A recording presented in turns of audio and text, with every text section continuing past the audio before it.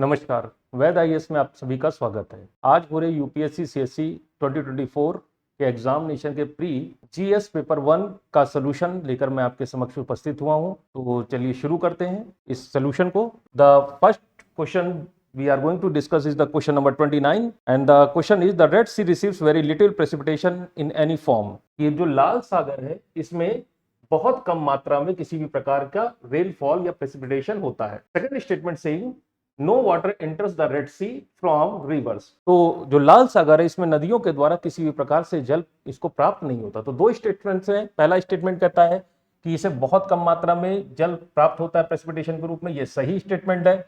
और कोई भी मेजर रिवर या रिवर सिस्टम जो है रेड सी में ड्रेनेज नहीं करता है। तो दूसरा सिस्टम जो स्टेटमेंट है वो भी करेक्ट है और इसका सही जवाब हो जाएगा बोथ 1 and 2, यानी कि 1 और 2 दोनों ही जो इसके वाक्य हैं वो दोनों आपके सही हैं। The second question is according to environment protection, the second question we are going to discuss, that is question number 30। According to Environment Protection Agency EPA, which one of the following is the largest source of sulfur dioxide emission? और ये हम लोग class में भी बार बार discuss कर सकते हैं। क्या है हम लोगों ने कि जो सल्फर डाइऑक्साइड है इसका मेन एमिशन का जो सोर्स होता है दैट इज कोल। जब भी कोयले का जारण होता है तो उससे सल्फर डाइऑक्साइड या सल्फर के जो ऑक्साइड्स हैं इनका बहुत ज्यादा मात्रा में ये एमिट होते हैं। तो इसमें 4 ऑप्शन है और इसका हम लोग देख लेते हैं। लोकोमोटिव यूजिंग फॉसिल फ्यूल्स पहला option, ship using fossil fuels दूसरा option, extraction of metal works from ores तीसरा option, and power plant using fossil fuel, that is the option number D. तो यहां पर 4 ऑप्शन है और चारों में फॉसिल फ्यूल्स का यूज किया है। यहां पे ये नहीं बताया गया कि पेट्रोल का यूज हो रहा है कि डीजल का यूज हो रहा है या किसी भी तरह की नेचुरल गैस का यूज हो रहा है। जो पहले तो एक एक करके इन ऑप्शंस को देखते हैं। पहला है लोकोमोटिव्स। लोकोमोटिव जो है वो मेनली पेट्रोल या डीजल पर चलते हैं जो कि सल्फर डाइऑक्साइड का एमिशन तो करते हैं लेकिन मेजर सोर्स ऑफ नहीं है, एमिशन नहीं है। सिर्फ भी डीजल पे चलते हैं, they also emit sulphur dioxide, लेकिन इतना ज्यादा नहीं करते जितना आपके पावर प्लांट करते, क्योंकि पावर प्लांट जितने भी हैं maximum power plant are thermal and they uses abundant quantities of coals. तो कोयले का बहुत ज्यादा मात्रा में प्रयोग करने की वजह से सर्वाधिक मात्रा में सल्फर डाइऑक्साइड का एमिशन जो थर्मल पावर प्लांट्स हैं उनके द्वारा होता है। तो इसका सही जवाब जो है इन चारों में सल्फर डाइऑक्साइड सब जगह से निकलती है, लेकिन सबसे ज्यादा जो मैक्सिमम है वो power plant using fossil fuel, इनसे जो है सर्वाधिक मात्रा में सल्फर डाइऑक्साइड का एमिशन होता है। तो इसमें ऑप्शन नंबर जो आपका डी है वो सही हो जाता है। नंबर नेक्स्ट क्वेश्चन नंबर 52 और क्वेश्चन नंबर 52 पे कहता है statement 1, thickness of the troposphere at the equator is much greater than as compare to the poles. तो जो इक्वेटर है, इक्वेटर के ऊपर ये जो विषुवत रेखा है इस पर जो आपका जो एटमॉस्फेयर की लेयर है, डिफरेंट काइंड ऑफ लेयर्स होती है, ट्रोपोस्फेयर, स्ट्रेटोस्फेयर, मेसोस्फेयर, थर्मो और आयनोस्फेयर। तो इक्वेटर पर जो इसकी ऊंचाई है, जिसकी जो चौड़ाई है करीब करीब 18 किलोमीटर होती है, ये चौड़ाई पोल्स पर घटकर मात्र 8 किलोमीटर रह जाती है। तो यानी पोल्स पर जो ट्रोपोस्फेयर या हिंदी में इसे क्षोभ मंडल कहते हैं, क्षोभ मंडल विषुवत रेखा पर 18 किलोमीटर की ऊंचाई तक और पोल्स पर यह मात्र 8 किलोमीटर की ऊंचाई पर तक पाया जाता है। तो ये पहला सवाल जो स्टेटमेंट है, thickness of the troposphere at the equator is much greater as compare to poles, ये सही स्टेटमेंट है। दूसरा स्टेटमेंट कहता है at the equator heat is transported to greater heights by strong conventional currents. तो संवहन धाराएं, देखिए ऊष्माताप जो सर्वाधिक मात्रा में गर्मी है सूर्य की वो इक्वेटोरियल एरिया पर पड़ती है और यहां पर विशेष प्रकार की संवहनी धाराओं का निर्माण होता है जो कि वायु में बनती हैं और इनको इंग्लिश में कन्वेंशनल करंट्स कहते हैं। इक्वेटर पर जो जमीन से हीट ऊपर आसमान की तरफ जो जाती है उसका मेजर कारण है कन्वेंशनल करंट्स। तो ये जो दूसरा स्टेटमेंट है ये भी आपका सही हो जाता है। तो ये जो आपका क्वेश्चन नंबर है 52 और क्वेश्चन नंबर 52 के दोनों स्टेटमेंट्स आपके सही हो जाएंगे। तो सही इसका जवाब हो जाएगा both statement 1 and statement 2 are correct and statement 2 explain the statement 1। नहीं, ये तो नहीं होगा। Both statement 1 and statement 2 are correct but statement 2 does not explain statement 1। इसका सही जवाब हो जाएगा ऑप्शन बी। दोनों ही स्टेटमेंट सही हैं लेकिन स्टेटमेंट 2 जो है वो स्टेटमेंट 1 की सही व्याख्या नहीं करता। ट्रोपोस्फीयर की चौड़ाई का इससे कोई लेना देना नहीं है। इसका मुख्य लेना देना जो है, इसका मुख्य प्रभाव जो है सोलर इंसोलेशन, जो सूर्य का जो प्रकाश है, ये सूर्य की गर्मी है इक्वेटर पे चूंकि ज्यादा बढ़ती है और इस वजह से कन्वेंशनल करंट्स का निर्माण होता है। ठीक है, ना कि ट्रोपोस्फीयर की चौड़ाई से ऐसा होता है। तो इसका सही जवाब हो जाएगा ऑप्शन बी। चलिए नेक्स्ट सवाल पे मूव करते हैं। Question number 53 and the question number 53 says pyroclastic debris, ash and dust, nitrogen compound, sulphur compound, how many of these above are product of volcanic eruption. तो वॉल्केनिक इरप्शन अर्थात जब कोई ज्वालामुखी विस्फोट होता तो उसमें से इनमें से क्या चीजें रिलीज होती हैं।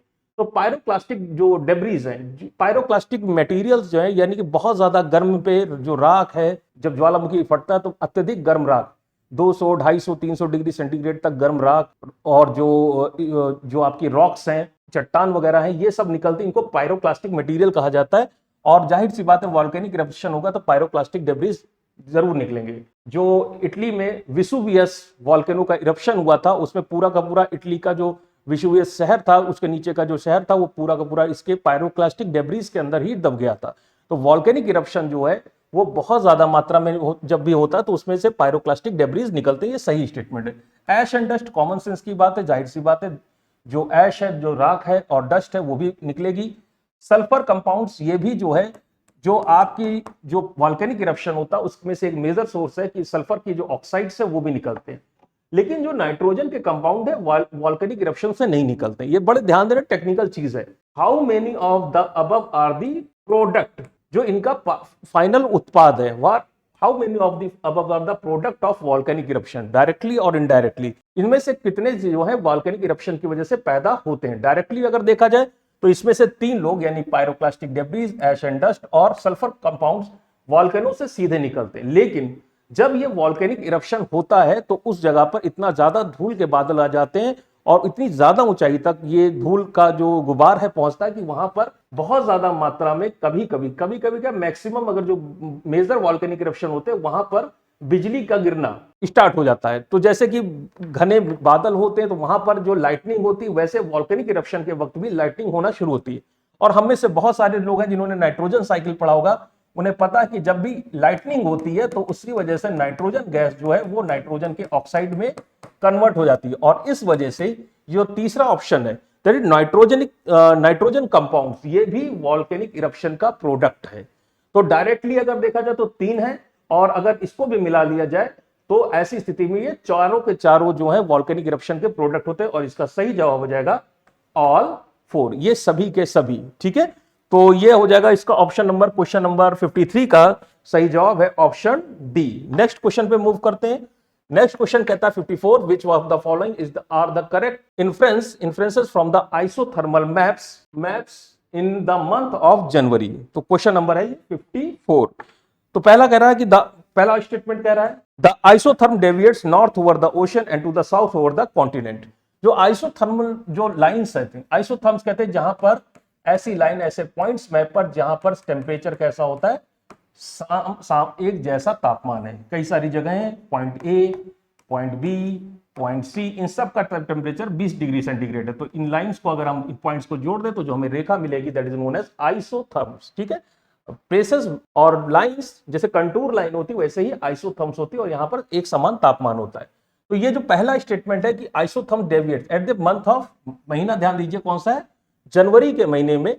तो ये डेविएट्स नॉर्थ यानी उत्तर की तरफ of the ocean and south over the continent. तो ये बिल्कुल सही स्टेटमेंट है। जब जनवरी का महीना होता है तो आइसोथर्मल लाइंस जो है वो कॉन्टिनेंट के साउथ में और ओशंस के नॉर्थ की तरफ डेविएट करती है। दूसरा ऑप्शन कह रहा है जो कि बड़ा ही सरल सा है, the presence of cold ocean current, gulf stream and north Atlantic drift. और बड़ा ही इजी सा ये स्टेटमेंट दे रखा, गल्फ स्ट्रीम जो है वो कोल्ड करंट नहीं है, वो वार्म करंट है, और यहीं पर ये स्टेटमेंट गलत हो जाता है। ठीक है, the presence of the cold ocean current, Gulf Stream and North Atlantic Drift make the North Atlantic Ocean colder and the isotherm bends toward the north। जाहिर सी बात है ये दोनों वार्म वाटर करंट है, और इसी आधार पर इस स्टेटमेंट को हम गलत साबित कर देते हैं और ये गलत हो जाता है। तो हमारा केवल स्टेटमेंट 1 सही है और स्टेटमेंट 2 जो है वो हमारा ये रॉन्ग स्टेटमेंट है, इसलिए केवल इसका सही जवाब हो जाएगा option A, that is only 1। Next question पे मूव करते हैं and next question is Which of the following countries are well known as the 2 largest cocoa producer in the world? इसका सही जवाब है कोटे डिवोरी एंड घाना। फैक्चुअल सवाल है और इसका सही जवाब है कोटिडियावरी एंड घाना, यही जो है कोकोआ के सबसे बड़े प्रोड्यूसर हैं इन सारे मैचेस में। नेक्स्ट क्वेश्चन पे मूव करते हैं। With the reference to the Himalayan river joining the Ganga downstream of Prayagraj from west to east, पश्चिम से पूरब की तरफ, which of the following sequences is correct. ठीक है, तो निम्नलिखित में से कौन सा सीक्वेंस सही है। तो गोमती, घाघरा, गोमती, गंडक, कोसी, तो देख लेते सिंपल सा। ये रही हमारी गंगा, सबसे पहले आके मिलती इससे गोमती, ठीक है, वेस्ट से ईस्ट की तरफ चलेंगे, उसके बाद आके मिलेगी घाघरा, ठीक है, फिर तीसरे नंबर पे आ जाएगी आपकी गंडक, और चौथे नंबर पे जो नदी सबसे लास्ट में बिहार में आके मिलेगी that is known as Kosi. तो गोमती, घाघरा, गंडक एंड कोसी, और इसका सही स्टेटमेंट हो जाएगा स्टेटमेंट नंबर बी। सबसे पहले गोमती, फिर घाघरा, फिर गंडक, फिर कोसी, ये इसका सही क्रम होगा। नंबर नेक्स्ट क्वेश्चन पे मूव करते हैं। Consider the following statement. Rainfall is one of the reason of weathering of rocks. तो बारिश की वजह से रॉक में वेदरिंग, अपक्षय की क्रिया शुरू होती है, ठीक है, क्या होती है, तो जवाब है हाँ होती है, बिल्कुल सही है। इसके दो कारण होते हैं, मैकेनिकल फोर्सेस और rainfall always acidic in nature. जो बारिश का जल होता है वो अम्लीय होता है, हल्का सा अम्लीय होता है। रीजन होता है कि वायुमंडल में जो कार्बन डाइऑक्साइड है ये रेनफॉल के वाटर के साथ मिलकर एक एसिड बनाती है जिसका नाम है H2CO3 which is also known as carbonic acid. That's why rainwater are always acidic in nature. They are not neutral water, they are acidic water. The second statement says the rainwater contains carbon dioxide in solution. तो जाहिर सी बात है carbonic acid जो है वो carbon dioxide in solution है, और इस वजह से जो रेन वाटर है वो एसिडिक हो जाता है। और जब ये एसिडिक रेन वाटर किसी भी चट्टान पे गिरता है तो उसमें वेदरिंग की प्रक्रिया प्रारंभ हो जाती है। पहले वेदरिंग होगी, फिर उसके बाद पीडोजेनेसिस होगी, और उसकी वजह से सॉइल का फॉर्मेशन होगा। ठीक है, तो जाहिर सी बात है स्टेटमेंट 1 सही कह रहा है, वेदरिंग का कारण है, और स्टेटमेंट 2 भी सही कह रहा है कि इसमें कार्बन डाइऑक्साइड सॉल्युबल फॉर्म में होती है। तो इसका सही जवाब हो जाएगा both statement 2 and statement rain water. अच्छा, स्टेटमेंट 3 भी है। Rain water contains atmospheric oxygen, which one of the following is the correct. Rain water contains atmospheric oxygen, rain water में एटमॉस्फेरिक ऑक्सीजन पाई जाती है। तो वायुमंडल की जो ऑक्सीजन है वो भी रेन वाटर में 21% टोटल हमारी जो रेन वाटर जो है उसमें जो है 21% तक वायुमंडल में 21% के आसपास ऑक्सीजन होती है, और उस ऑक्सीजन का कुछ प्रतिशत जो है वो रेन वाटर के अंदर भी एब्जॉर्ब हो जाता है। तो जाहिर सी बात है ये तीसरे स्टेटमेंट, तीनों के तीनों स्टेटमेंट, यानी कि rainfall is one of the reason of weathering of rocks, ये सही है। दूसरा, rain water is contain carbon dioxide in solution, ये भी सही है। और statement 3, rain water contains atmospheric oxygen up to some extent, ये भी आपका सही है। तो देखते हैं सही जवाब क्या हो जाता है। Both statement 2 and statement 3 are correct and both of them explain statement 1। Both statement 2 and statement 3 are correct but only one of them explain statement 1। Only one of the statement 2 and statement 3 is correct and that explain statement 1। तो सही जवाब हो जाए neither statement 1, 2 और statement 3 are correct। तो सही जवाब है दोनों स्टेटमेंट सही हैं, ठीक है, दोनों के दोनों स्टेटमेंट सही हैं। ये भी स्टेटमेंट सही है, 2 भी सही है और स्टेटमेंट 3 भी सही है। कार्बन डाइऑक्साइड सॉल्युबल फॉर्म में पाई जाती है और ऑक्सीजन जो है वो इसके अंदर भी मिलती है। तो स्टेटमेंट 2, स्टेटमेंट 3 सही है। लेकिन वेदरिंग जो हो रही है वो केवल किस वजह से हो रही है, कार्बन डाइऑक्साइड की वजह से हो रही है, और इसीलिए केवल इन दोनों में से केवल एक ही स्टेटमेंट 1 को एक्सप्लेन कर रहा है। तो इसलिए ऑप्शन आपका सही हो जाएगा option B. B is the right answer.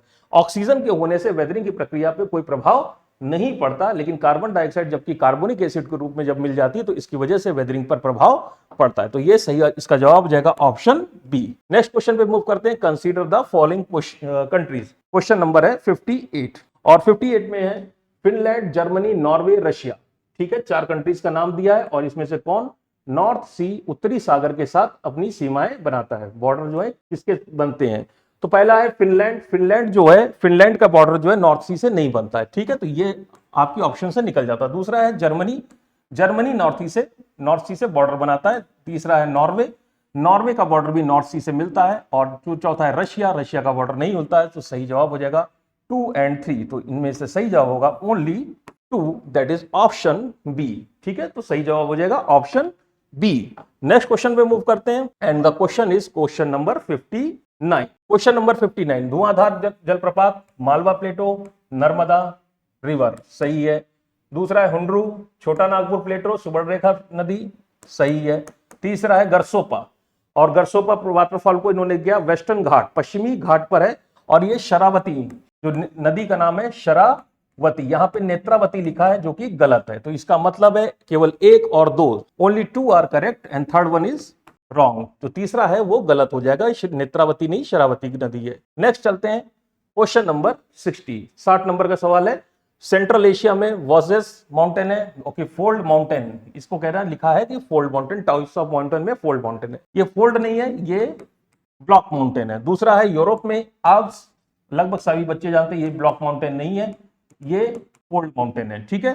तीसरा नॉर्थ अमेरिका में एप्लेशियन, ये फोल्ड माउंटेन है, बिल्कुल करेक्ट, सही है। चौथा साउथ अमेरिका में एंडीज, और ये भी फोल्ड माउंटेन है, यानी 3 और 4 ये दोनों के दोनों करेक्ट है, बाकी 1 और 2 ये दोनों करेक्ट नहीं है। तो इसका सही जवाब हो जाएगा ओनली 2, केवल 2 लोग जो है इसमें से सही है, बाकी दोनों गलत नहीं है, ठीक है। फोल्ड को ब्लॉक कर दिया, ब्लॉक को फोल्ड कर दिया, ये काम किया गया है, ठीक है। आगे चलते हैं, the organism cicada, froghopper and pond skaters are. Cicada बड़ा फेमस है, सिकाडा के बारे में आप अमेरिका वालों से पूछिए, यूएसए की, हर 20 से 22 साल में ये सिकाडा जो होता है एक तरह का कीड़ा होता है, और 20-22 साल के अंदर जो है ये सारे के सारे सिकाडा जो है, इसको गूगल पे भी आप लोग सर्च करिएगा, इसके बड़ा इंटरेस्टिंग इंसेक्ट है।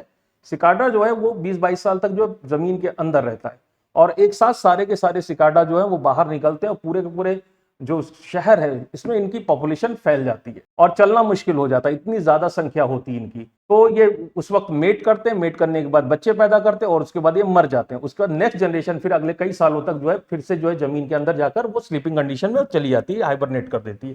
तो जाहिर सी बात है सिकाडा के बारे में जैसे कि मैंने आपको बताया कि एक तरह का इंसेक्ट है, फ्रॉग हॉपर भी इंसेक्ट है, और पॉन्ड स्केटर ये भी इंसेक्ट है। तो इसका सही जवाब जाहिर सी बात है हो जाएगा insect, these all are insect, ठीक है। Number next, consider the following statement, question number 62 पर चलते हैं। Many chewing gum found in markets are considered as a source of environmental pollution. पता नहीं, हो भी सकता है कि नहीं हो सकता, चलो दूसरे पे चलते हैं।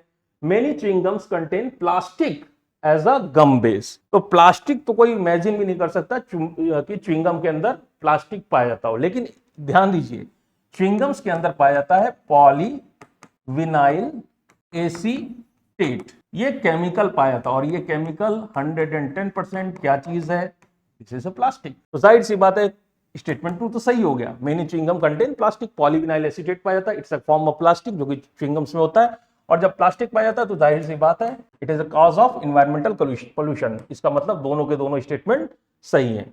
Both statement 1 and statement 2 are correct, and statement 2 explain statement 1। जाहिर सी बात है प्लास्टिक है, और प्लास्टिक की वजह से एनवायरमेंटल पोल्यूशन हो रहा है, ठीक है। तो इसका सही जवाब हो जाएगा ऑप्शन ए। नंबर नेक्स्ट पे मूव करते हैं, कंसीडर द फॉलोइंग स्टेटमेंट्स, निम्नलिखित कथनों पर विचार करिए। Lion do not have particular breeding season, ठीक है। तो बर्ड्स जैसे पक्षी होते हैं, पक्षियों का स्पेसिफिक ब्रीडिंग सीजन होता है, उसी में वो मेट करते हैं और बच्चे पैदा करते हैं।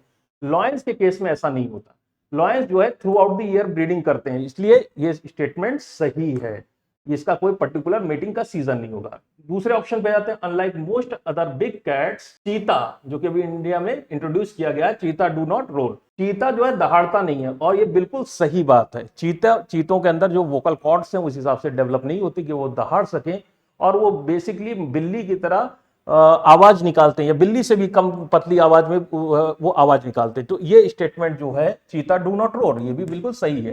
रोरिंग जो है टाइगर और लॉयन का फीचर है, टाइगर लॉयन वगैरह जो है रोरिंग करते हैं, जबकि चीता रोरिंग नहीं करता, दहाड़ता नहीं है। Third one is unlike male lions, male leopard do not proclaim their territory by scent marking, ठीक है। तो जो मेल लेपर्ड यानी कि जो तेंदुआ है वो अपनी टेरिटरी को मार्क नहीं करता। देखिए टाइगर और लायन दोनों के अंदर एक खास बात होती है कि वो अपनी टेरिटरी जो जंगल में जो एरिया है उसको मार्क करते हैं अपने यूरिन से, या अपनी स्मेल से उसको मार्किंग करते हैं जगह जगह पे, ताकि उस एरिया में कोई दूसरा लॉयन या दूसरा प्रेडेटर उसके एरिया में ना आए और आपस में लड़ाई ना हो। इस तरह से टेरिटोरियल मार्किंग की जाती है, इसमें लॉयन भी करता है और टाइगर भी करता है। जब हम बात करते हैं लेपर्ड की, तो लेपर्ड के केस में खास बात क्या है कि इसमें मेल और फीमेल यानी कि दोनों के दोनों अपनी टेरिटोरियल मार्किंग करते हैं। तो इसका मतलब ये स्टेटमेंट गलत है, लेपर्ड टेरिटोरियल मार्किंग करता है, जबकि इसमें लिखा है कि लेपर्ड जो है वो अपनी unlike male lions male leopard do not proclaim, नहीं भाई डू नॉट नहीं होगा, ये प्रोक्लेम करता है अपनी टेरिटरी को। इसका मतलब तीसरा स्टेटमेंट गलत है, जबकि स्टेटमेंट 1 एंड स्टेटमेंट 2 ये दोनों सही है। तो इसका सही जवाब हो जाएगा 1 एंड 2 ओनली, ठीक है। तो 1 और 2 ये दोनों सही जवाब है। नेक्स्ट क्वेश्चन पे मूव करते हैं, कंसीडर द फॉलोइंग, और 4 ऑप्शन दिए हैं और उसके बारे में पूछा है कि ये क्या चीज है, डिस्ट्रीब्यूटेड एनर्जी रिसोर्सेज। ये नया टर्म है, देखिए इसके बारे में, डिस्ट्रीब्यूटेड एनर्जी रिसोर्सेज ये क्या चीज है। देखिए आपके घर में जो बिजली आती है वो आपको ग्रिड से लेनी पड़ती है, लेकिन अगर आप अपने घर में सोलर पैनल लगा लें तो आपको ग्रिड से बिजली लेने की जरूरत नहीं है, मीटर से पहले ही आप अपने घर में ही बिजली पैदा कर रहे हैं। तो ये 4 स्टेटमेंट है, इसमें से जो भी आपके घर में बिजली पैदा कर सकता होगा वो जो है उसको कहा जाता है डिस्ट्रीब्यूटेड एनर्जी रिसोर्सेज, यानी कि ग्रिड पे डिपेंडेंस आपकी खत्म कर दे।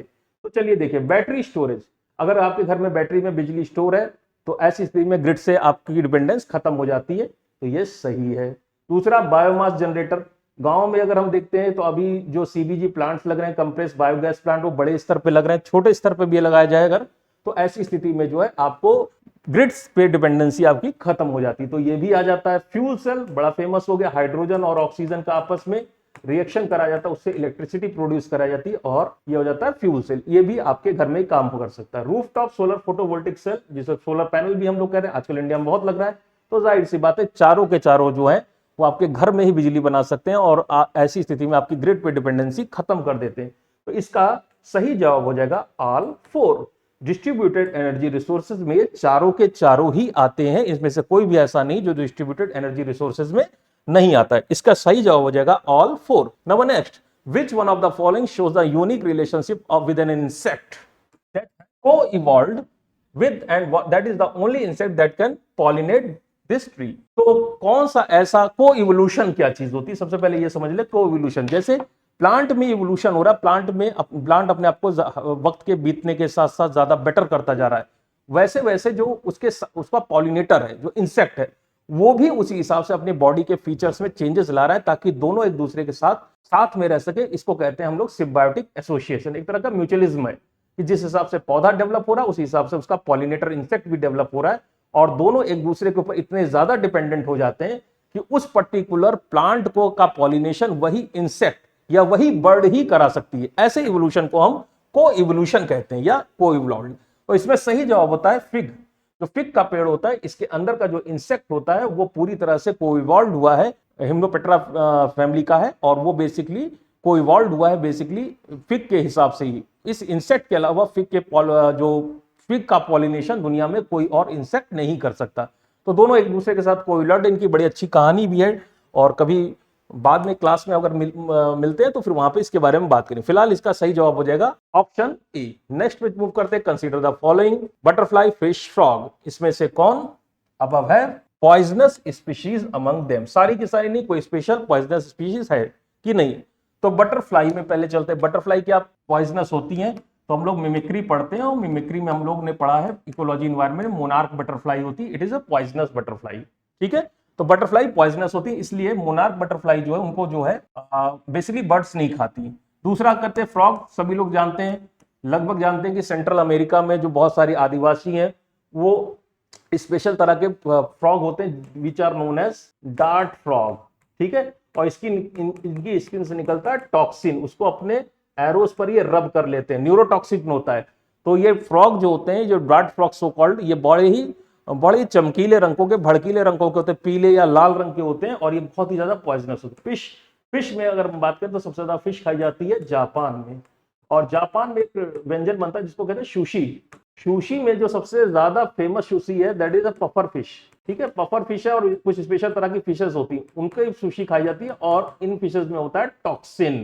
ठीक है, और हर साल जापान में उन्होंने एवरेज 10 लोगों की मृत्यु हो जाती है इन जहरीली मछलियों को खाने में। दरअसल इसको बनाते वक्त बहुत ही एहतियात की जरूरत होती है और करीब 8-10 साल के बाद ट्रेनिंग के बाद जो है वहां पर जो शेफ है उसको लाइसेंस मिलता है इस तरह की जहरीली फिशेस को बनाने का, ताकि जो कस्टमर है वो उसकी मृत्यु ना हो। फिर भी 10 लोगों की मृत्यु ऑन एन एवरेज हो जाती है और एक ट्रेडिशन है जापान में, अगर कस्टमर की मृत्यु हो जाए ऐसी जहरीली मछली खाने से तो जो शेफ है उसको उसको आत्महत्या करनी पड़ती है। तो इस कहानी से हमें पता चलता है कि मछलियां भी जहरीली होती है। तो बटरफ्लाई जहरीली होगी, मछलियां जहरीली हैं और फ्रॉग भी जहरीला, यानी तीनों के तीनों में जहरीली स्पीशीज, टॉक्सिक स्पीशीज पाई जाती है। तो सही जवाब हो जाएगा ऑल 3, तीनों के तीनों। ठीक है, तो तीनों के तीनों में जहरीली स्पीशीज पाई जाती है। नंबर नेक्स्ट पे चलते हैं। Consider the following, question number है 70। Kaju papaya and red sander, how many of above trees are actually native to India, भारत में ही जिनका जन्म हुआ है। तो काजू और पपाया और रेड सेंडर, तो चलिए देखते हैं। काजू, तो काजू जो है हमें पता है, कुछ में आप में से भी कुछ लोगों को पता होगा, पुर्तगाली अपने साथ लेकर आए और इसका नेटिव प्लेस है, that is it is a native of Brazil. Papaya या पपीता जिसको हम कहते हैं, पपाया जो है इंडिया का नहीं है, ये tropical America, it is a native of tropical America. लाल चंदन, ये अभी मूवीज भी आई थी और बहुत फेमस हुई थी लाल चंदन के लिए, और इंडिया में वीरप्पन बड़ा फेमस हुआ था लाल चंदन की तस्करी के लिए। लाल चंदन जो है वर्ल्ड का सबसे अच्छी क्वालिटी का लाल चंदन इंडिया में, साउथ इंडिया में मिलता है और ये अब हमारे देश का नेटिव है। तो सही जवाब हो जाएगा ओनली 1। रेड सेंडर ये जो है अपना इंडिया का नेटिव है, बाकी जो है बाकी की स्पीशीज इंडिया की नेटिव नहीं है। ठीक है, ईस्टर्न घाट पे पाया जाता है, वेस्टर्न पे नहीं पाया जाता है, इस साइड पाया जाएगा, it is present on eastern Ghat of peninsular India. ठीक है, साउथ इंडिया के ईस्टर्न घाट पे पाया जाएगा। तो सही जवाब हो जाएगा red sander. Question number 70। Number next पे चलते हैं, question number 72 with reference to water vapour, जल वाष्प के बारे में बात हो रही है। कौन से स्टेटमेंट करेक्ट है, चलिए देखते हैं। दो स्टेटमेंट 1 और 2। इट इज द गैस, सही बात है, गैस तो है ही है। The amount of which decreases with increase of altitude, ऊंचाई बढ़ने से जिसका तापमान इसकी मात्रा घटती है, ऊंचाई बढ़ने से टेम्परेचर घटता है। ठीक है, और ये फिजिक्स की क्लास में हम लोगों ने पढ़ा था कि टेम्परेचर घटता है, एल्टीट्यूड बढ़ेगा तो टेम्परेचर घटेगा। दूसरी चीज होती है जिसको कहते हैं इवापोरेशन, वाष्पीकरण। वाष्पीकरण it is directly dependent on temperature, it is directly proportional to temperature. as the temperature increases, rate of evaporation of water or any volatile substances increases, जैसे जैसे तापमान बढ़ता जाता है वाष्पीकरण की प्रक्रिया बढ़ती जाती है। तो जाहिर सी बात, ऊंचाई बढ़ने के साथ टेम्परेचर कम हो रहा है तो रेट ऑफ इवापोरेशन भी क्या होगा, कम होगा। तो ऐसी स्थिति में जब कम मात्रा में वाटर वेपर इवेपोरेट हो रही है और दूसरी चीज है तापमान घटता जा रहा है, तो तापमान घटने से एक और इंटरेस्टिंग फिनोमिना होता है, जो एयर है, एयर की वाटर वेपर होल्डिंग कैपेसिटी, जल वाष्प को धारण करने की क्षमता, वो भी कम हो जाती है। तो it is a gas the amount of which decreases with altitude, बिल्कुल सही है। बहुत सारे फैक्टर हमने बता दिए, तापमान का घटना, वाष्पीकरण का कम हो जाना, और तीसरा water vapour holding capacity of air, ये भी कम हो जाना। ये तीन फैक्टर की वजह से ये सही जवाब हो जाता है। ऑप्शन 2 कहता है its percentage is maximum at poles, maximum at poles. ठीक है, इसकी जो प्रतिशतता है वो ध्रुवों पे ज्यादा है, बिल्कुल नहीं, गलत जवाब। इक्वेटर पर टेम्परेचर ज्यादा, ठीक है, टेम्परेचर इक्वेटर पर ज्यादा, इवापोरेशन का रेट इक्वेटर पर ज्यादा, ठीक है, एयर की मॉइस्चर होल्डिंग कैपेसिटी इक्वेटर पर ज्यादा, पोल पे ये तीनों चीजें क्या हो जाएंगी, कम हो जाएगी। तो परसेंटेज वाटर वेपर का इक्वेटर पे ज्यादा होगा, पोल्स पे कम, तो ये स्टेटमेंट गलत हो जाएगा। तो इसका सही जवाब हो जाएगा 1 ओनली, केवल एक। नंबर नेक्स्ट पे चलते हैं 73।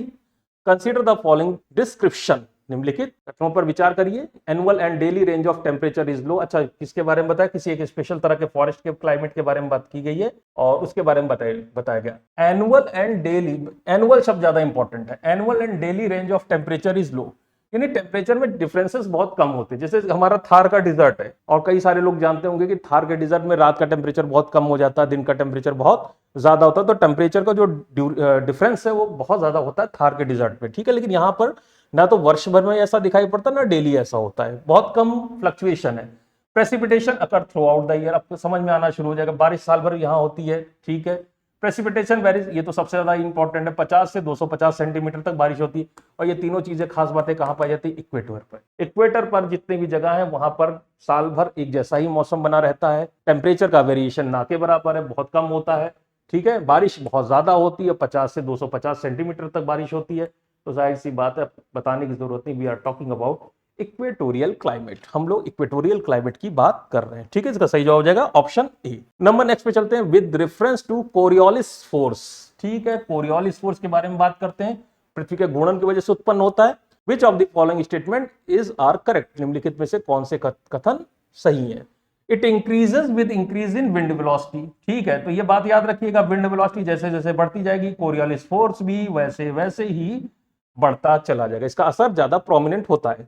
स्टेटमेंट सही, 1 सही है। It is maximum at poles and absent at the equator, poles पर ये मैक्सिमम है और इक्वेटर पर ये एब्सेंट है। ये भी कैसा है, ये भी सही स्टेटमेंट है। जो आपका कोरियोलिस फोर्स है, दैट इज 74, कोरियोलिस फोर्स जो है ये पोल्स पर मैक्सिमम होता है और इक्वेटर पर ये एकदम 0 हो जाता है। ये बिल्कुल सही कथन है और इसकी वजह से इसका सही जवाब हो जाएगा ऑप्शन सी, बोथ 1 एंड 2। इसका सही जवाब है option C, both 1 and 2, that is 74। ठीक है, नंबर नेक्स्ट पे मूव करते हैं 75। ऑन जून 21, ठीक है, 5 दिन बाद की बात है, ठीक, 5 दिन बाद जून 21 आ जाएगा। On June 21 solstice every year which one of the following latitude experience a sunlight of more than 12 hour. इस बार के क्वेश्चन पेपर की एक बड़ी ही खास बात है, पैटर्न चेंज हो गया है। पिछले 2 सालों में यूपीएससी को बहुत ज्यादा डांट पड़ी है और बहुत ज्यादा जो इस पैटर्न पर वो सवाल पूछ रहे थे, क्वेश्चन पेपर पूछ रहे थे, उसके उनको बहुत सारा क्रिटिसाइज किया गया था। और इस बार यूपीएससी अपने पुराने ठर्रे पर, अपने पुराने पैटर्न पर वापस लौटा हुआ है और बहुत सारे सवाल आप पेपर में देखोगे एनसीईआरटी बेस्ड हैं। ठीक है, तो ये बैक टू रूट्स, अपनी जड़ों में वापस लौटने वाली कहानी है। और इस बार का पेपर बहुत अच्छा पेपर आया है और इसका असर जो है वो कट ऑफ पर जाएगा। पिछली बार की कट ऑफ जो है वो कम गई थी, इस बार कट ऑफ जो है वो 5 से 10 नंबर आगे या 10 क्वेश्चन आगे बढ़ने की संभावना दिख रही है, क्योंकि पेपर जो है जिसने एनसीईआरटी ठीक से पढ़ी है और जिसके कॉन्सेप्ट बढ़िया से तैयार है, उसका ये पेपर गलत नहीं होने वाला। ठीक है, और देखो कितना सिंपल सा है कि जून 21 को which of the following latitude experience sunlight more than 12 hour. तो चलिए देखते हैं जून 21 को सूरज कहाँ होता है, हमें पता है, हम लोगों ने ज्योग्राफी और इन्वायरमेंट इकोलॉजी क्लास पढ़ा था। ये रहा नॉर्दर्न हेमिस्फीयर, ये है सदर्न हेमिस्फीयर। जाहिर सी बात है 21 जून को जो सूरज होता है वो नॉर्दर्न हेमिस्फीयर में चला जाता है। ठीक है, एकदम टॉप पर होता है और नॉर्थ पोल का जो आखिरी हिस्सा है जहां पर सनलाइट आज तक नहीं पहुंची है, वहां तक भी सनलाइट 21 जून को पहुंच जाती है। कॉमन सेंस की बात है, 21 जून पे आप जितना ज्यादा नॉर्थ की तरफ होगे दिन का वक्त उतना ज्यादा होगा। ठीक है, तो क्या पूछ रहा है, sunlight of more than 12 hour, 12 घंटे से ज्यादा का दिन कहां होगा। तो चलिए देखते हैं, ट्रॉपिक ऑफ कैंसर, कर्क रेखा। तो कर्क रेखा या ट्रॉपिक ऑफ कैंसर कहां है, इक्वेटर है, मध्य प्रदेश से होकर जा रही है ट्रॉपिक ऑफ कैंसर, उसके ऊपर 66.5 degree north, that is Arctic circle. तो इस वक्त लखनऊ जो है ट्रॉपिक ऑफ कैंसर, लखनऊ जो है ट्रॉपिक ऑफ कैंसर से जस्ट थोड़ा सा ऊपर है। और इस वक्त लखनऊ में आज 16 जून है, 16 जून को लखनऊ में दिन की लंबाई जो डे टाइम है, डे लाइट 14 घंटे की है। ठीक है, 12 घंटे से ज्यादा। दूसरा आर्कटिक सर्किल, आर्कटिक सर्किल के जो पास के जो आर्कटिक सर्किल ये रहा, और इसके थोड़ा नीचे अगर आप हैं तो लखनऊ से तो ऊपर ही है, तो यहां पर जो डे टाइम है वो करीब 15 घंटे का है। और अगर आप कहीं आर्कटिक सर्किल से ऊपर नॉर्थ पोल की तरफ चले गए तो इस वक्त जो है 21 जून के वक्त जो है 24 घंटा आपको सनलाइट मिलेगी। ठीक है, तो यानी कि आर्कटिक सर्किल पे 12 घंटे से ज्यादा का दिन है इस वक्त, 15 घंटे के आसपास। दूसरा ट्रॉपिक ऑफ कैंसर, जैसे मैंने बताया लखनऊ के आसपास का जो एरिया, जो ट्रॉपिक ऑफ कैंसर एमपी के बहुत नजदीक है, यहां भी 14 घंटे का दिन है, ये दोनों सही होंगे। ट्रॉपिक ऑफ कैप्रिकॉन्स, मकर रेखा ऑस्ट्रेलिया के पास, यहां भी मैंने चेक किया था, तो इस वक्त जो है ऑस्ट्रेलिया में, हालांकि मकर रेखा जाहिर सी बात है सूरज जो है बहुत दूर है इस वक्त, और इस वक्त सनलाइट जो है यहाँ पर बहुत कम ड्यूरेशन के लिए है। पर्थ ऑस्ट्रेलिया में सुबह का टाइम हो रहा है, सुबह जो हो रही है इस वक्त करीब हो रही है 6 बजे, 7 बजे, सॉरी 7 बजे सुबह हो रही है। सुबह सूरज 7 बजे के आसपास निकलता है और शाम जो उनकी करीब 5:30-6 बजे के आसपास शाम हो जाती है। तो सूरज 7 बजे निकलता है और शाम जो है 5 बजे, 5:30 बजे के आसपास हो रही है। दिन की लंबाई 12 घंटे से भी छोटी है। अगर सुबह सूरज 7 बजे निकलता है, शाम को 7 बजे ढलता, तब दिन 12 घंटे का होता है। यहाँ पर अपने लखनऊ में भी क्या हो रहा है, लखनऊ में सुबह का टाइम है 4:45 AM, सूरज निकल जा रहा है और 7 बजे प्लस तक सनलाइट रहती है। 14 घंटे से ज्यादा का दिन है हमारे लखनऊ में।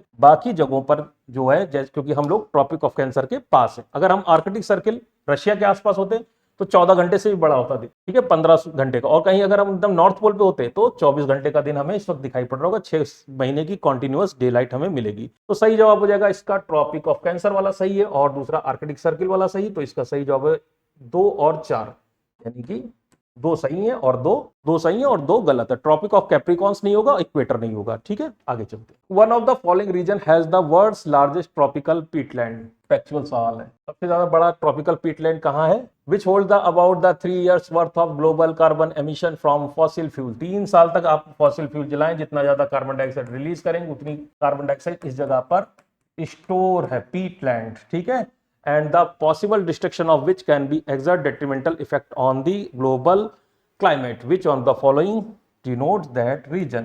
फैक्चुअल सवाल है, इसका सही जवाब है कॉन्गो बेसिन। कॉन्गो बेसिन एक बहुत बड़ा पीटलैंड है।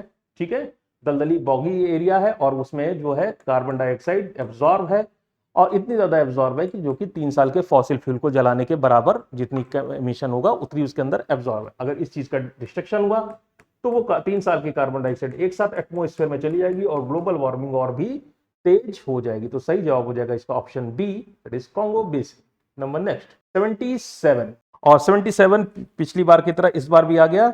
एक नया केमिकल पूछ लिया, परफ्लोरोएल्किल एंड परफ्लोरोएल्किल सब्सटेंसेस। ये क्या चीज है, पहले इनके बारे में बात करें। पहली बात तो ये जो केमिकल्स हैं ये नॉन डिग्रेडेबल है, डिग्रेडेबल, अपघटित नहीं होते, नॉन डिग्रेडेबल। और क्लास में मैंने आपको पढ़ाया था डीडीटी के बारे में, वो भी कैसा होता है, नॉन डिग्रेडेबल, और वो क्या हो जाता है, बॉडी के अंदर बायो एक्यूमुलेट हो जाता है। जो भी चीज नष्ट नहीं होगी, खाओगे बॉडी के अंदर स्टोर हो जाएगी और आगे की तरफ, आगे की फूड चेन में वो लगातार उसकी वृद्धि होती रहेगी। ठीक है, जैसे जैसे फूड चेन में हम आगे की तरफ बढ़ते जाएंगे, दरअसल पिरामिड ऐसा बनना चाहिए, प्रोड्यूसर में कम, प्राइमरी कंज्यूमर में और ज्यादा, सेकेंडरी कंज्यूमर में और ज्यादा, और सबसे ज्यादा टर्शरी कंज्यूमर में। ठीक है, तो इंसान फूड चेन में सबसे टॉप पर है, इसलिए डीडीटी का बायो एक्यूमुलेशन सर्वाधिक मात्रा में इंसानों में पाया जाता है, क्योंकि वो डिग्रेडेबल नहीं होता, समय के साथ नष्ट नहीं होता। ऐसे ही है पीएफएस, ये भी डीडीटी की तरह नॉन डिग्रेडेबल केमिकल है। ठीक है, इसका यूज किस में करते हैं, कपड़े बनाने में, कारपेट बनाने में,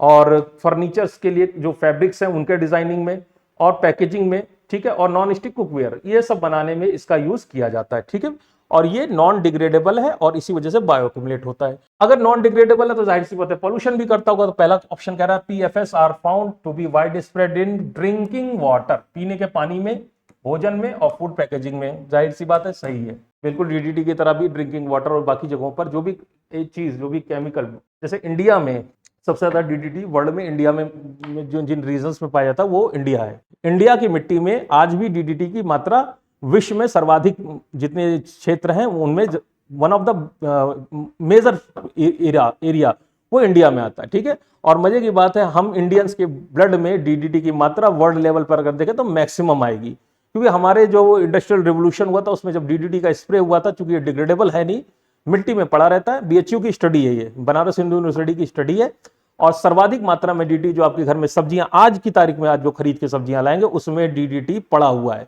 उस सब्जियों में आज की तारीख में किसी ने डीडीटी नहीं डाला था, लेकिन वो उसने कहां से एब्जॉर्ब किया, सॉइल से। और आने वाली जनरेशन तब में भी ये डीडीटी जो है मिल्क के जरिए और बाकी फूड के जरिए पहुंचता रहेगा। ठीक है, तो जो चीज डिग्रेडेबल नहीं है प्लास्टिक की तरह वो पड़ी रहेगी। तो ये सही ऑप्शन है, सही, जाहिर सी बात है पीएफएस जो ड्रिंकिंग वाटर में पाया जाता है, फूड में, फूड पैकेजिंग में पाया जाएगा, सही ऑप्शन है। दूसरा PFS are not easily degradable, तो मैंने बता ही दिया कि डिग्रेडेबल नहीं है, ये भी सही हो जाता है। persistent exposure to PFS can lead to the bioaccumulation, common sense की बात है, अगर इसको ज्यादा इसके संपर्क में आओगे तो बॉडी के अंदर ये स्टोर हो जाएगा। जाहिर सी बात है तीनों के तीनों सही है। Which of the following statement above are correct, तो तीनों के तीनों सही है, 1, 2 एंड 3 सही जवाब हो जाएगा, 1, 2 और 3 तीनों सही है। नंबर नेक्स्ट पे चलते हैं, question number 78, consider the following, और ये थोड़ा सा टेक्निकल सवाल है, ये वो सवालों में से आता है जिसको आप स्किप कर सकते हैं। ठीक है, यूपीएससी के सारे सवाल करने लायक नहीं होते, कुछ सवाल ऐसे होते हैं जिसमें गलत हो जाने की संभावना ज्यादा होती है सही हो जाने की अपेक्षा।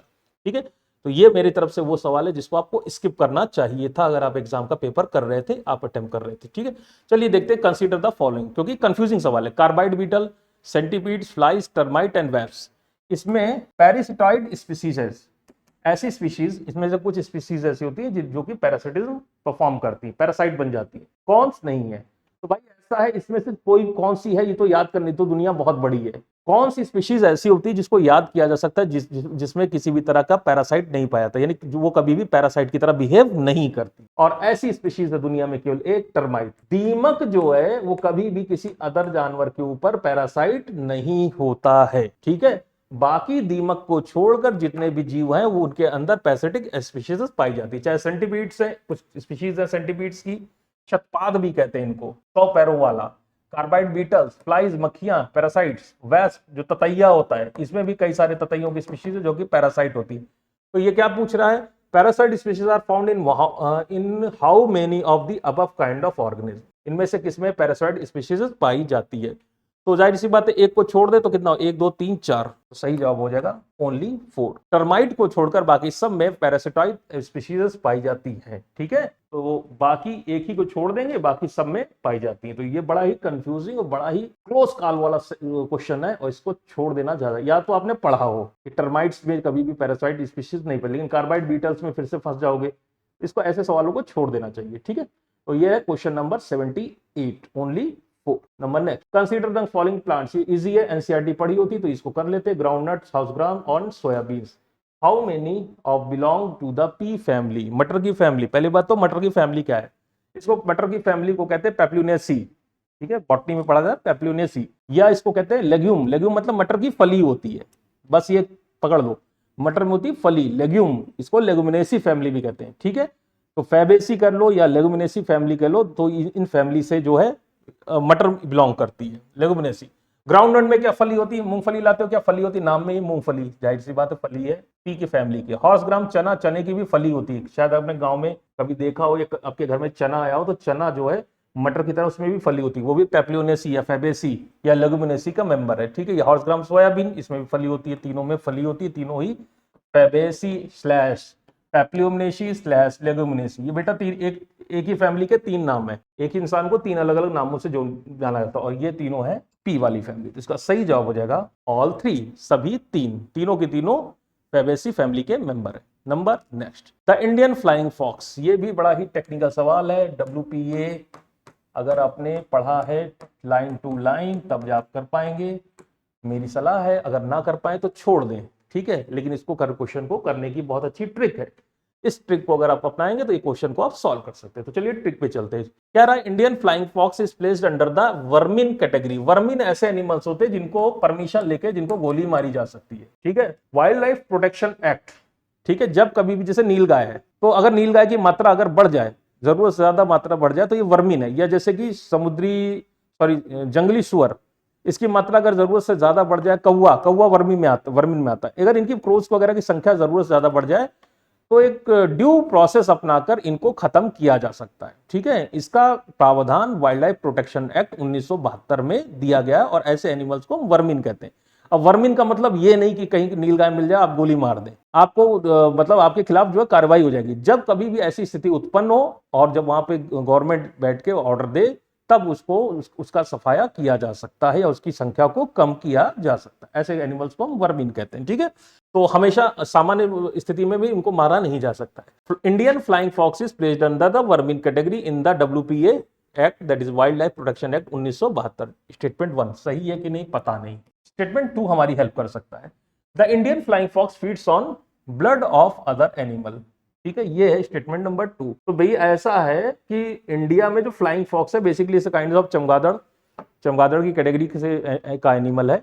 और ये flying fox, so called flying fox जो एनिमल है, ये खाता क्या है, ये खाता है इंसेक्ट, कीड़े खाता है। और क्या खाता है, नेक्टर खाता, नहीं पीता है, मतलब फ्लावर का रस, फूल वगैरह खाता है, फल वगैरह खा देता है। और अगर कार्निवोरस कैटेगरी में ले जाएं इसे मांसभक्षी के तौर पे, तो मांसभक्षी तो नहीं कहेंगे या कार्निवोरस तो नहीं, इंसेक्टिवोरस, इंसेक्ट खाता है। ये कभी भी किसी आदमी या किसी दूसरे जानवर का खून नहीं चूसता, ठीक है। तो ये तो स्टेटमेंट हो गया गलत। अब चलते हैं नीचे के स्टेटमेंट, ऊपर वाला सही है कि नहीं वो बाद में बात करेंगे। Both statement 1 and statement 2 are correct, तो जाहिर सी बात है दूसरा गलत है, तो ये वाला तो गलत ही हो गया। Both statement 1 and statement 2 are correct, ये भी गलत हो गया। Statement 1 is correct but statement 2 is incorrect. Statement 1 is correct and statement 2 is incorrect. ये स्टेटमेंट 2 इज इनकरेक्ट इसमें लिखा हुआ है, और हमारा स्टेटमेंट 2 इनकरेक्ट है। Statement 1 is incorrect but statement 2 is correct. Statement 2 एकमात्र यही सी है जो ये क्या कह रहा है कि स्टेटमेंट 2 करेक्ट है, ठीक है। तो अब मैं आपको बता देता हूं, इंडियन फ्लाइंग फॉक्स जो है उसको वर्मिन कैटेगरी में रखा जाता है। ये अगर हमें केवल ये पता हो ना कि Indian flying fox feeds on the blood of other animal, ये नहीं फीड करती है, तो ये आप आ जाते हैं इस वाले पे, ऑप्शन सी पे, ठीक है। स्टेटमेंट नंबर 1 जो है वो कह रहा है कि वर्मिन कैटेगरी में, या vermin category in the wild life protection act 1972 में वर्मिन कैटेगरी में रखी जाती है। तो इसमें से कौन सा सही होगा, तो ये वाला आ गया कि स्टेटमेंट 2 जो है वो क्या है, इनकरेक्ट है, ठीक है।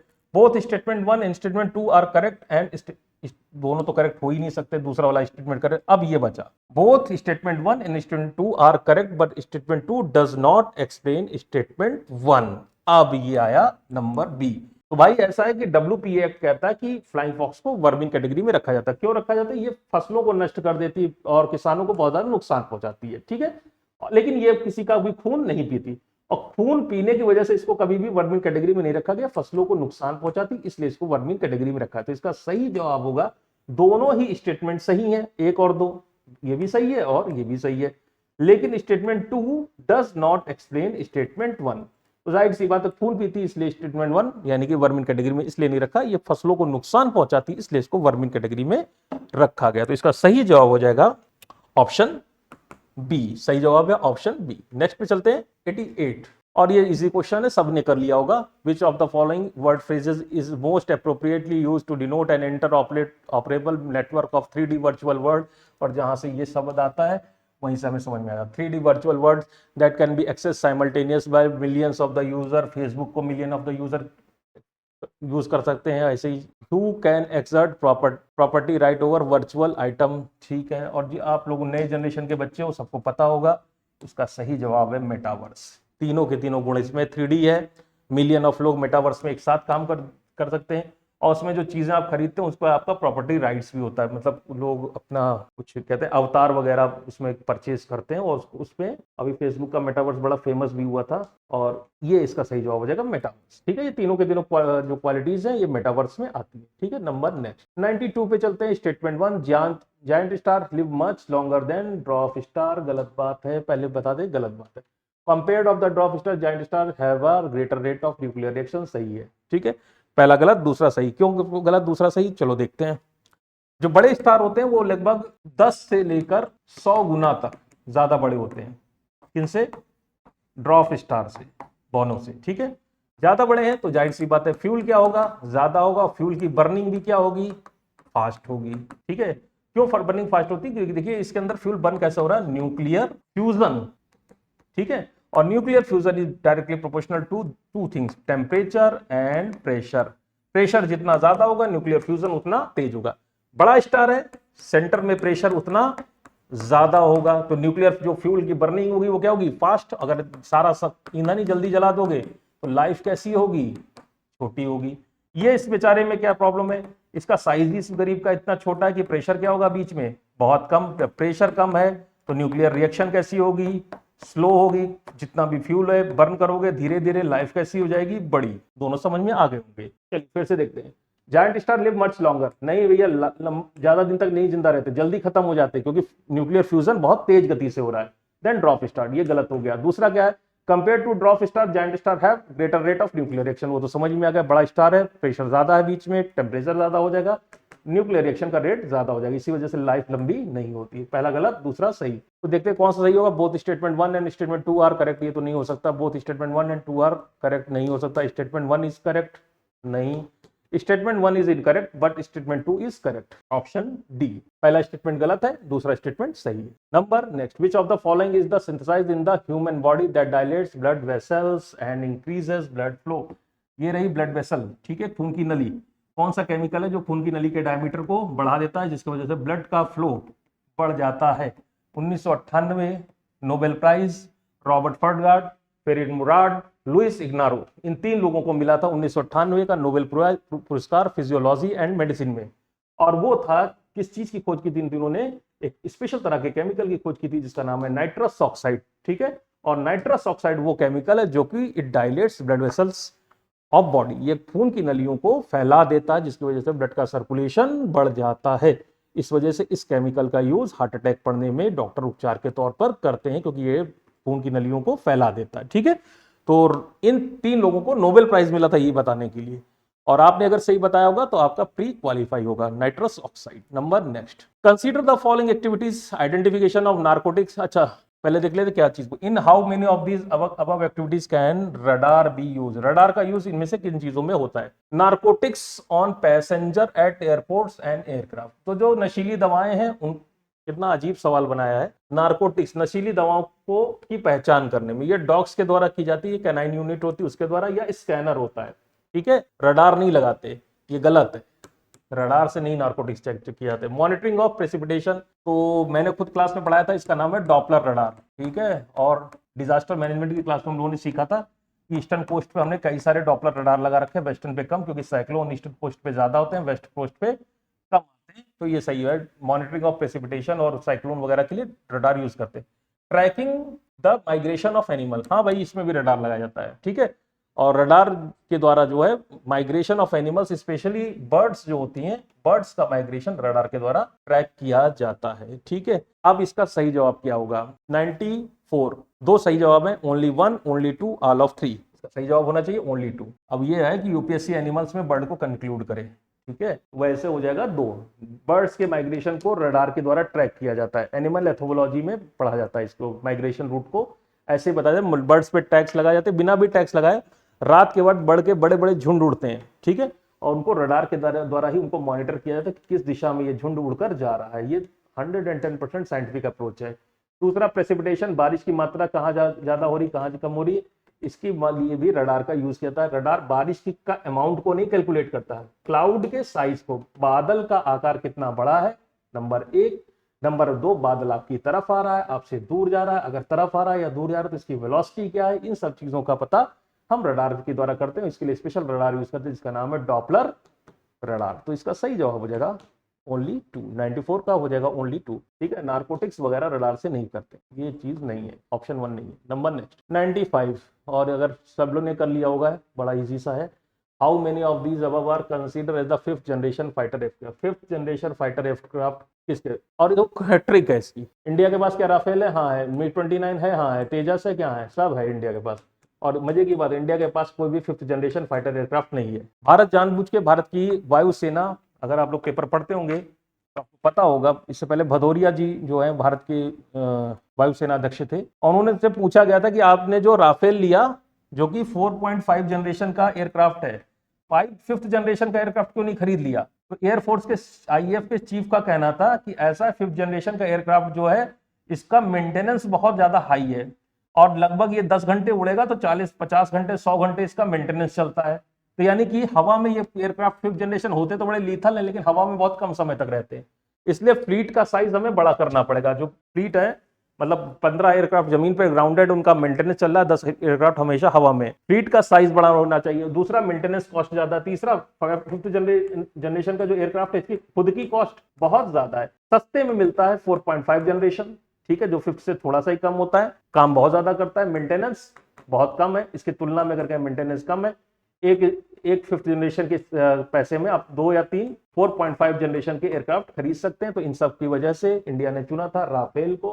तेजस भी, तेजस 4.5 का बहुत पिछड़ी क्वालिटी का एयरक्राफ्ट है। अब पिछड़ा नहीं कहना चाहिए, इंडिया का है, इंडिया के हिसाब से तो बहुत है, लेकिन अगर वर्ल्ड लेवल पे देखें तो छोटा एयरक्राफ्ट है। पिछड़ा नहीं कहेंगे, छोटा है, ठीक है। सिंगल इंजन है, और इंजन भी इंडिया ने नहीं बनाया, कावेरी इंजन है, वो भी हमने जनरल इलेक्ट्रिक से मंगाया है। अगर अमेरिका देना बंद कर दे इंजन तो तेजस बनना बंद हो जाएगा इंडिया में। फिलहाल हम इंजन नहीं बना रहे। तो ये तीनों के तीनों एयरक्राफ्ट जो है वो 4.5 नहीं है। तो ये क्या है, how many of the above aircraft are 5th generation? None, कोई भी नहीं है। सही जवाब हो जाएगा नन, ठीक है, कोई भी नहीं। Number next 96, which of the following are hydrogels are used? Hydrogels क्या होते हैं, ठीक है, उन कहाँ यूज होते हैं? ड्रग डिलीवरी में यूज होते हैं, जी हाँ यूज होते हैं। मोबाइल एयर कंडीशनिंग में यूज होते हैं, जी हाँ होते हैं। Preparation of the industrial lubricants, अब शुरू हो गया। हाइड्रोजेल स्पेशल तरह के केमिकल्स होते हैं जिनके अंदर हीट को ट्रांसफर करने की क्षमता, ड्रग को डिलीवरी करने की क्षमता, और थोड़े से चिकने होते हैं, इसलिए इंडस्ट्रियल लुब्रिकेंट्स के तौर पर इनका यूज अब करना शुरू किया गया। तो सही जवाब है option D, 1, 2 and 3 all are correct.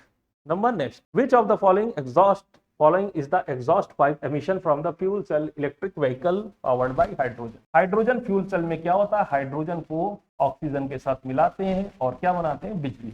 और जो ये बाई प्रोडक्ट में निकलता वाटर, यानी जो कार है, कार से धुआं नहीं निकलता, कार से बेसिकली निकलती है वाटर की वेपर, जल वाष्प निकलती है, और कुछ नहीं निकलता, ठीक है। सबसे क्लीन फ्यूल जो है वो है हाइड्रोजन फ्यूल। और हाइड्रोजन फ्यूल में भी हाइड्रोजन वाला नहीं, कौन सा, हाइड्रोजन फ्यूल सेल पर जो कार चल रही है। तो इसका सही जवाब हो जाएगा वाटर वेपर, ठीक है। तो ये बड़ा इजी सा सवाल था, बहुत इजी था, सबने कर लिया होगा। Number next 98, recently the term pumped storage hydro power, ये देख लेते क्या चीज है, pump storage hydro power is actually and appropriately discussed in the context of which of the following, ठीक है। तो चलो देखते हैं क्या होती, पहले तो ये सीखते हैं पंप स्टोरेज होती क्या है। अभी तो पंप स्टोरेज क्या होती है, देखो ऐसा है।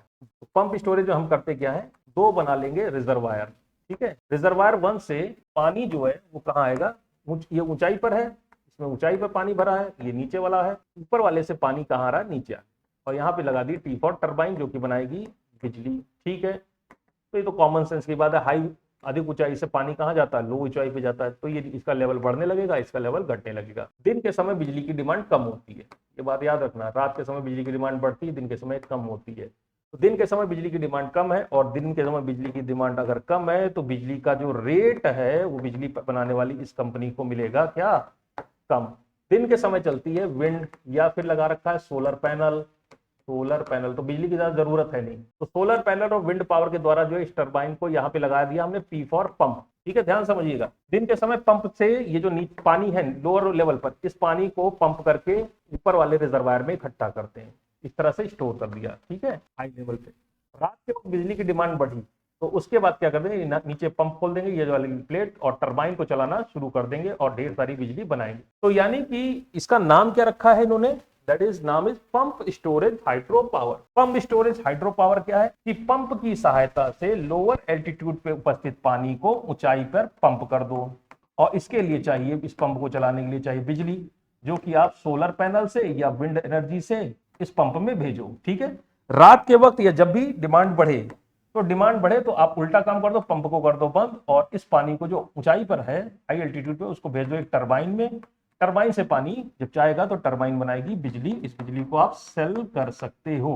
तो बेसिकली पंप स्टोरेज क्या करती है, जब बिजली की डिमांड कम है, उसके पैसे कम मिल रहे हैं, तो अब जो बिजली पैदा हो रही है उसको आप स्टोर कर लो in the form of potential energy, और जब बिजली की डिमांड बढ़े, उसके प्राइसेस बढ़े जैसे रात के वक्त या शाम के वक्त, तो आप पानी को रिलीज कर दो, उससे आप पंप ना चलाओ, टरबाइन चलाओ, और टरबाइन जब चलेगी तो बिजली पैदा होगी। तो इसी का नाम है पंप स्टोरेज हाइड्रो पावर, और इसका सही जवाब हो जाएगा lift irrigation serial long duration energy storage. ठीक है, तो इसका सही जवाब हो जाएगा ये, लॉन्ग ड्यूरेशन एनर्जी स्टोरेज के लिए इसका यूज किया जाता है। ठीक है, तो ये रहा आपका पंप स्टोरेज, ये इंटरेस्टिंग था। आगे चलते हैं, मेम्ब्रेन बायोरिएक्टर्स, बड़ा इजी है। मेम्ब्रेन बायोरिएक्टर क्या होता है, मेम्ब्रेन जहां भी आ जाए वहां पे ये चीज जरूर है। आपके घर में लगा आरओ फिल्टर, आरओ फिल्टर में भी लगती है। मेम्ब्रेन क्या करता है, पानी की सफाई, हो गया सवाल। वेस्ट वाटर ट्रीटमेंट टेक्नोलॉजीज, ठीक है, membrane bioreactor are often discussed in the context of waste water treatment technology, that's it. ठीक है, 100 में से 99, और यहाँ पर आके ये सवाल आपके खत्म होते हैं। और पिछली बार की अपेक्षा जो है पेपर इजी है, मैं तो इजी कहूंगा। ठीक है, तो एनसीईआरटी बेस्ड है, ऐसा नहीं कि आपने कभी सुना नहीं, पढ़ा नहीं, हवा ही नहीं लग रही कि कहाँ से सवाल पूछ लिए गए। सवाल भी ऐसे हैं जो कि आप कर सकते हो, थोड़ा सा अगर नहीं भी आते तो दिमाग लगा के कर सकते हो, और अगर आप कर सकते हो तो आपका कॉम्पिटिटर ने भी किया होगा। तो इस बार मेरिट जो है, जो कट ऑफ है, वो पहले से 110% ज्यादा जाएगी, और करीब करीब 50 क्वेश्चन के आसपास आप उन्हें को सेफ मानिएगा। 50 plus -5 that is a cut off. ठीक है, और अगर आप इसके आसपास हैं तो आप मेंस की तैयारी करना शुरू कर दीजिए। ठीक है, क्योंकि इस बार का मेंस भी प्री की तरह इजी ही होने वाला है, क्योंकि कमीशन को बहुत सारी डांट पड़ी है और बड़ी क्रिटिसिज्म हुआ है। तो मुझे लग रहा है ट्रैक पर आ गए हैं ये लोग, और आप लोग इसी तरह से तैयारी करते रहिए और अपना एग्जाम के लिए, मेंस के लिए जुट जाइए। अगर आपके कट ऑफ 50 के आसपास आ रहे, 45 to 55 के रेंज में अगर आप आ रहे हैं, you are going to write the mains, और मेरी आपकी शुभकामनाएं। आप सभी लोग मेंस राइट करें, और जितनी भी तरह के गाइडेंस की जरूरत होगी हम सभी आपके लिए हमेशा तैयार हैं। और आज के लिए इतना ही, बाकी मुलाकात होगी नेक्स्ट वीडियो में, तब तक के लिए थैंक यू, नमस्कार।